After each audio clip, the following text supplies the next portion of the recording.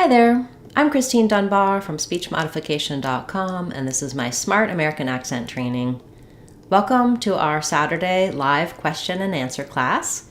Each week we meet on Saturday and I take your questions about American accent training, English pronunciation, fluent speaking, and more. Feel free to put your questions in the chat at any time and I'll address them after we talk about our first topic. So at the start of class today, I want to keep talking about our topic of fluent speech. As you know, when we're speaking in English, we often reduce, contract, and link our words. We don't speak word by word. That doesn't sound fluent, and so words sound different when we say them by themselves versus when we're using them in our speech. You can check out our full playlist for fluent speaking and also our Real Talk playlist and our Real Talk course for more help and details on all of these types of linking and reductions that we do. Today, I want to look at the phrase, I would have been, because this is a common thing that we use in fast speech. Typically, just because this is not the important part of my phrase. If I'm saying, I would have been there, I would have been working, I would have been doing that, whatever goes in the blank, that's going to be what's important and stressed in that phrase. So as a result, the I would have been needs to be faster and more fluent. So there's a couple of different ways we link and reduce I would have been. First of all, we can do the contraction of would and have, and we lose this first part of have. So in the contraction would've, it sounds like would've, would've. So we have a schwa here. Often we write and say would've, so this is acceptable grammar for writing. Sometimes we might write would have. If the only time that I would usually use the full I would have is if I'm not saying been. So I would have it when it's by itself, or if I'm saying it plus with a noun where have is the main verb. So I would have 10. We would have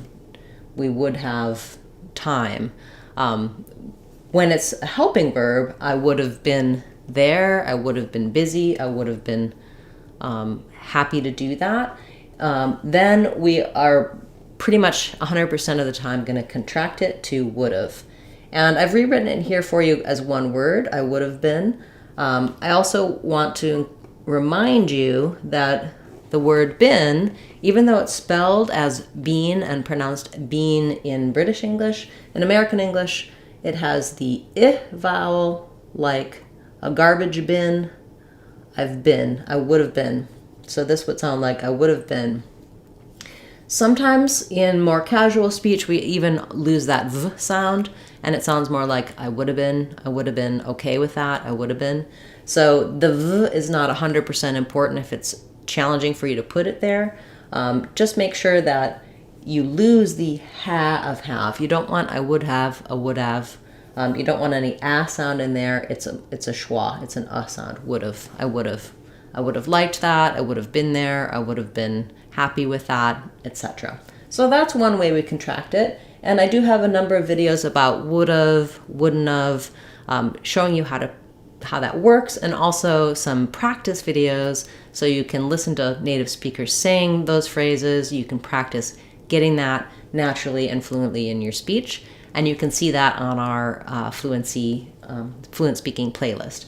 Then another way we contract this is instead of linking would and have and keeping would the full version, we actually contract and link I and would, and we make that into I'd, which sounds like the same as we eyed the food. We eyed it, looked at it with our eyes.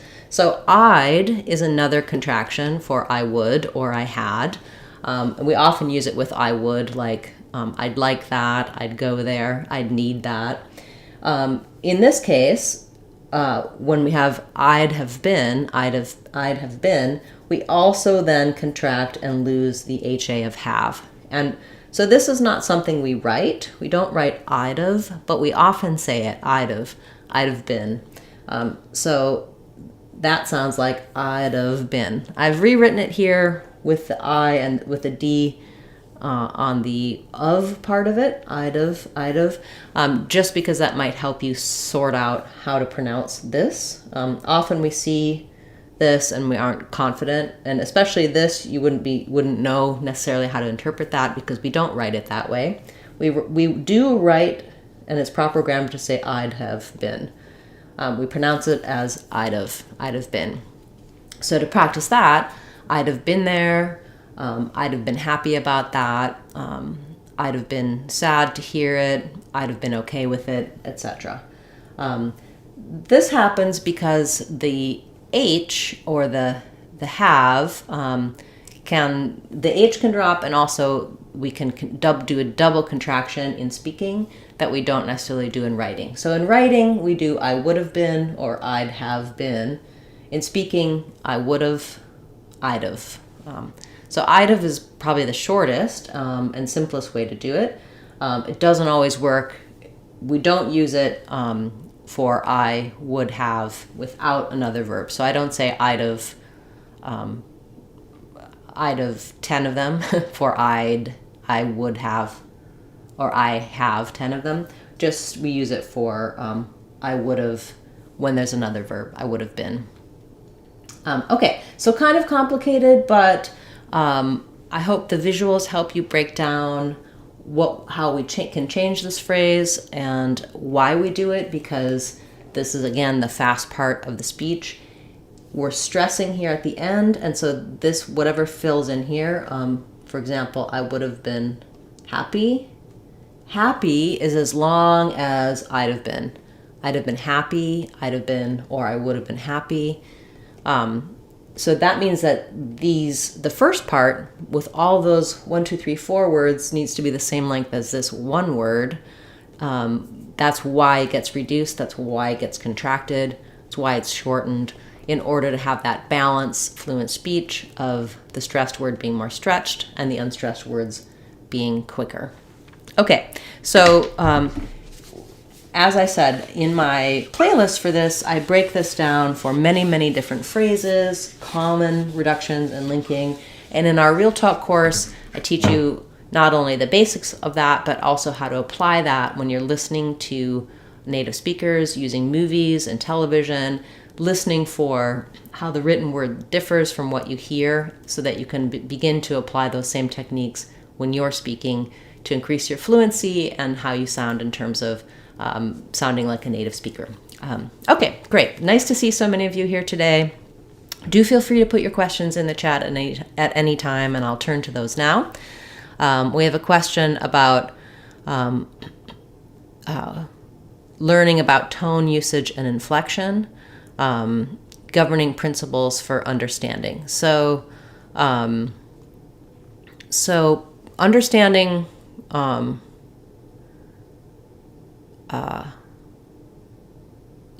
so I'm not exactly sure about your question. I think you're asking about some basic rules for tone and inflection. So let's just look at a simple sentence. So let's say even just a 2-word sentence. The general rule for intonation in American English is that we stress content words. And we also stress the content word that comes near the end. So content words are nouns, verbs, adjectives, things that have a little bit more meaning and content. And little words like we and the and it tend to not be the content word. So, and one of the basic rules is the content word that comes near the end is stressed. It's going to be longer. So in the phrase we can is going to be a lot longer than we can. In terms of pitch, we tend to hover in the middle in American English, and then we use rises and falls to signal things. So if I'm saying we can and then I'm finished, I kind of start in the middle and then I drop a little bit. We can. I can also rise and fall a little bit. We can. That would sound like we can. the little rise and fall. And then if I want to turn this into a question, a yes-no question, I'm still going to be longer on the can because it's still the content word and we is less important. So even though we is at the end now, it's going to still be short. And because it's a yes-no question, meaning there's no question word like who, what, where, and I can answer it with a yes or a no, I'm going to use a rising intonation. That's going to happen on the stressed word, can. And then because there's something after the stressed word, it also gets a rise. So I get, can we? We can. Can we? We can. If I had a question word, what can we do? Or what can we do about it? Now, do is going to get my stress because it comes near the end, and can is less important. It's a helping verb here rather than the main verb. But because I have the question word order and I have a question word what, it's not a yes-no question. I'm not going to do what can we do. I'm not going to rise up on that. You can hear that sounds funny. I'm going to do what can we do? A little rise and fall. So questions follow the same pattern as statements in terms of rising and falling. What can we do? If I wanted to do a change intonation, I could do what can we do? What can we do with a fall? That sounds different than what can we do? I can also change this into a question. Here, we can. Falling intonation shows it's a statement. We can. If I wanted to change it to we can, all I do is add a rising intonation on my stressed word, can. So it's stretched and it rises. So there's a lot of these things that are happening in the background that change the meaning of what we're saying. I do have an intonation playlist that walks you through some of the rules, and I also talk about this in my American Accent 6-week course. What you can do if you want to try to adopt this is actually, there's many things that you might already naturally be doing without having conscious awareness of this. So many patterns in intonation we pick up from listening. One of the best ways to improve on your intonation is to simply practice shadowing. So I do have a shadowing playlist that you can use. Basically what's happening there is you're going to listen and just try to follow the ups and downs, what's long and what's short, in terms of listening to a native speaker speak. You're going to try to just imitate and do the exact same thing. And you don't have to understand why or all of the rules. You're just trying to get your brain to acknowledge and recognize that patterning and to make yourself feel more comfortable with rising and falling. Sometimes when we pay attention to it, it's harder. We tend to over-exaggerate, or it doesn't feel or sound natural to us. Many times we can take advantage of our ear and simply imitate and shadow what we're hearing. Then our brain starts to categorize and organize that information, even without our conscious knowledge. That's how we learn it as children in our native languages. We actually learn intonation before we learn anything else. Before any child can say any words or any grammar or even pronounce all the sounds, they can do those rising up and downs and they can recognize that. That's the first and most kind of primal type of communication that we have. We do send a ton of messages through intonation, so it's important, but just recognize that whatever you learned first kind of feels right to you, and when you're trying to make changes, it may feel a little unnatural. It's just because you have that sort of root from your native language intonation patterns. Fortunately, across certain languages, there are a lot of similarities, so it's not that it's going to be so different in English or in a foreign language to your first language, but using shadowing is a great way to imitate. So check out my shadowing playlist for that, as well as our Real Talk course. We have some opportunities for practicing and learning about intonation. Our courses are on our website, speechmodification.com, and you can check those out for more support, as well as lots of videos here on the channel. So that was kind of a long-winded explanation, but hopefully it helped you with your question regarding kind of what are some basic things to do to understand and use intonation in English. Okay, wonderful. Great. Do feel free to ask other questions. If you have them, put them in chat now. If you're watching this later on as a replay, you can leave them in a comment and I'll get back to you with some answers and resources. We have a question about whether something can be reduced to just some. The viewer is saying that she heard this sometimes in movies. So let's see. I'll just try a quick phrase with something in it. I need something to do. I need something to do. I think you would probably need at least to have two syllables there. I need something to do. Something. So one thing you might hear is rather than something with clear articulation, something, you might hear a little bit of like something, something, like an or an something to do, something. That's pretty casual and pretty relaxed. I wouldn't recommend it for any kind of professional interaction. So most of the time I think it's best to do something.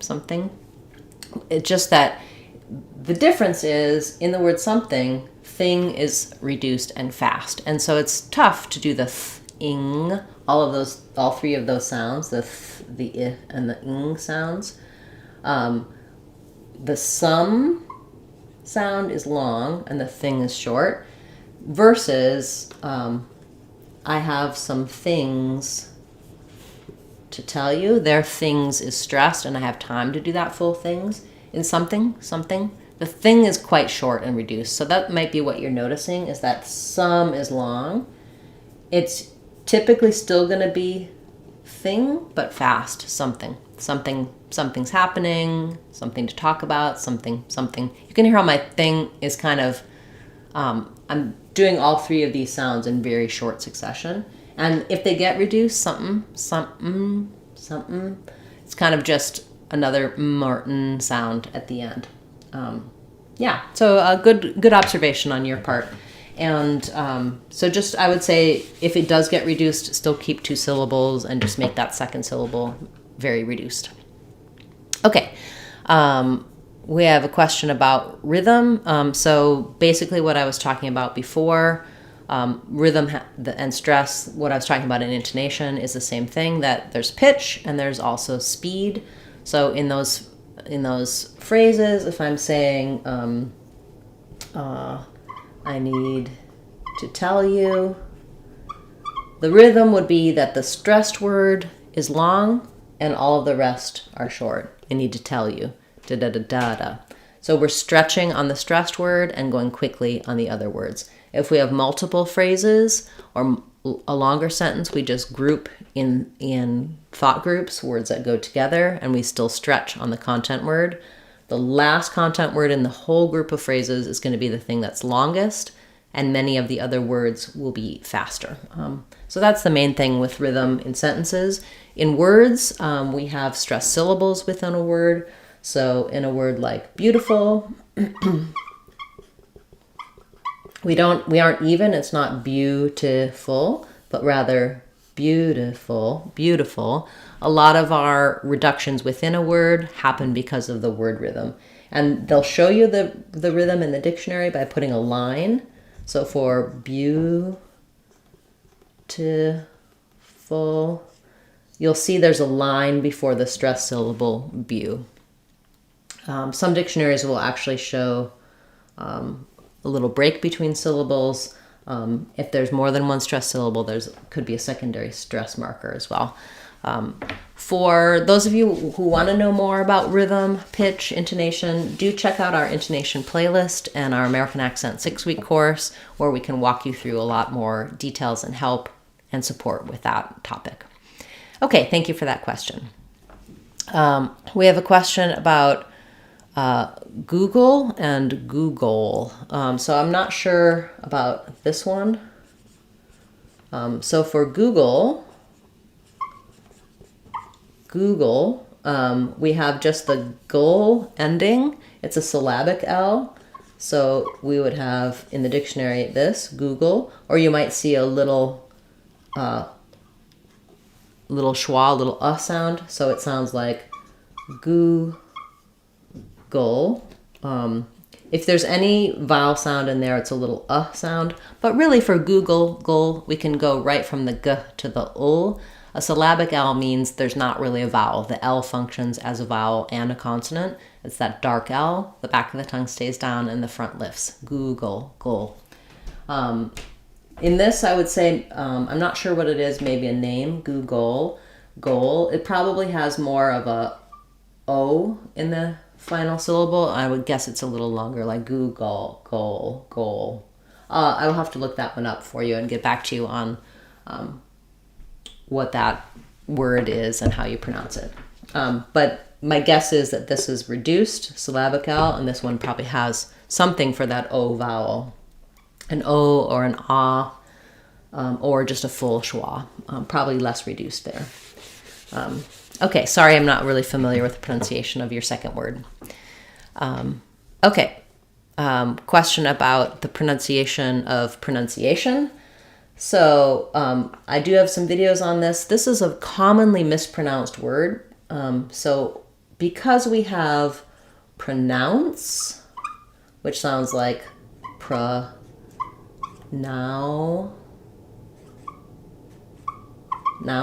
with an ow vowel, second syllable stressed. We have the ow diphthong there.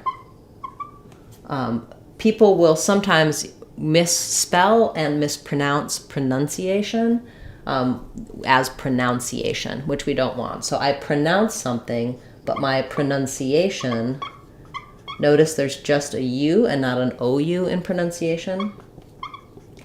And we're stressing on the A syllable. So it sounds like pronunciation. So in the dictionary, and then stress comes before the A, pronunciation. So what I would suggest is start on the stress syllable, ation, and then add your unstressed syllables. Ation, pronunciation. Or just go slowly, one syllable at a time. Pronunciation versus pronounce. So an ow, a lot of movement, clear vowel on pronounce.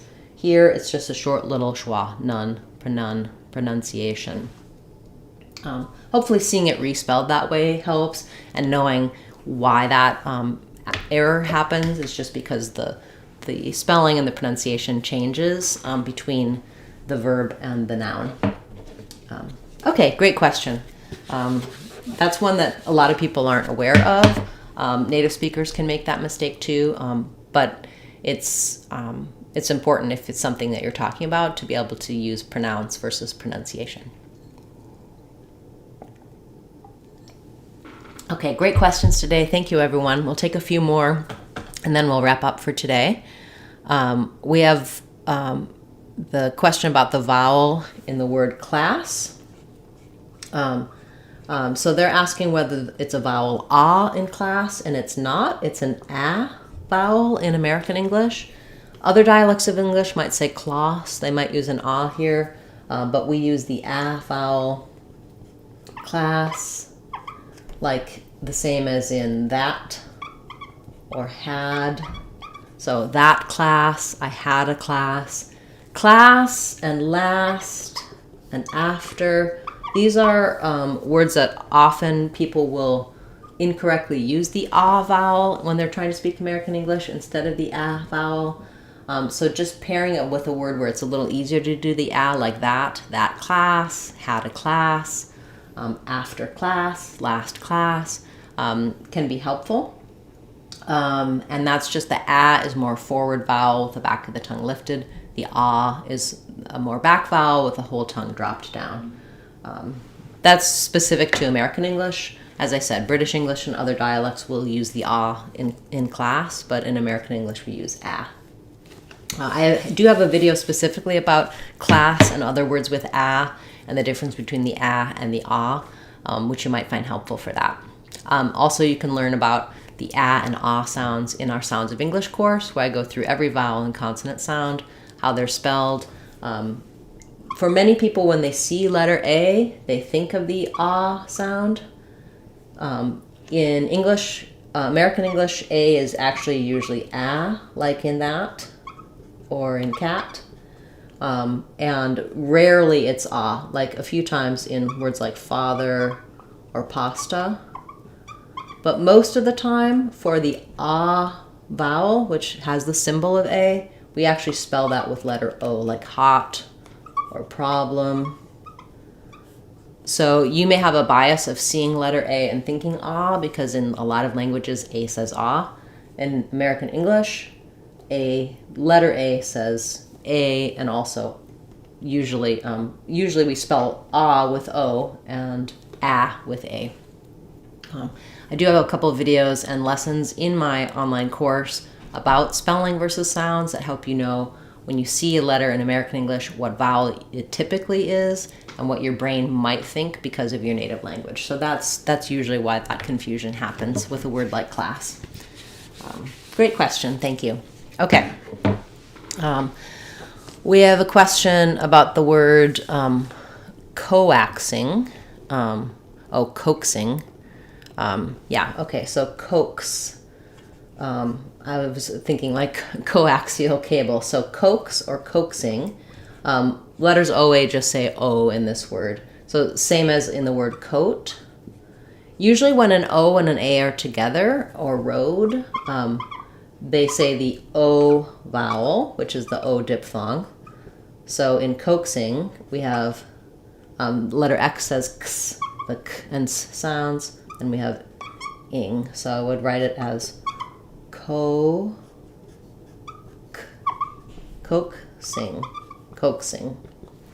We're coaxing the cat out from under the bed.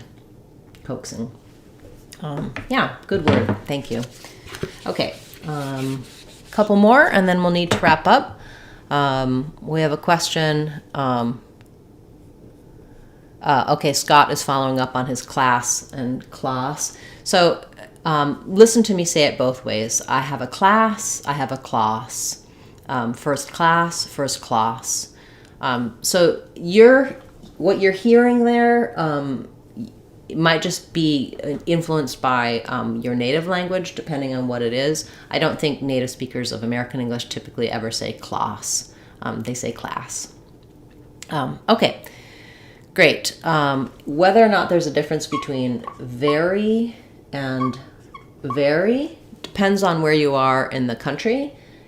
For the western half of the country and some of the eastern half of the country, these are the same, and they both have the air diphthong. They sound like very.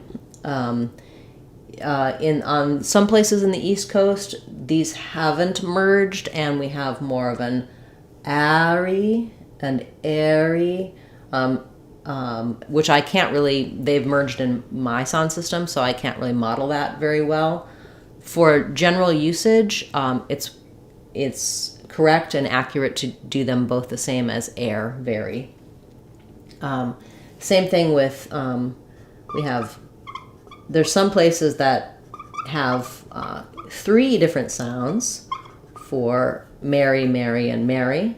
They might do marry, and there's different variants there. Mary, in much of the U.S. and acceptable across American English is using air for all 3 of these.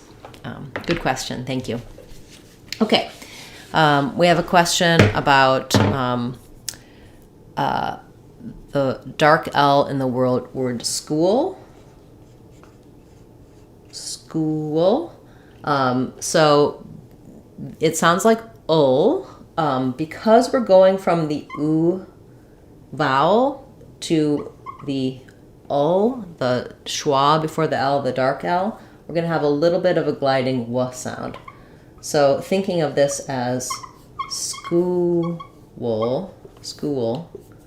You don't need a strong W. I don't need school. I don't need to fully close for that W. But as I move from U to ul, we should just naturally hear a W sound coming in there. School.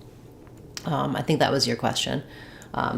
Yeah, so dark L, I do have a video about words with ul, like pool and school, and also about vowel to vowel linking that you might find helpful for that resource.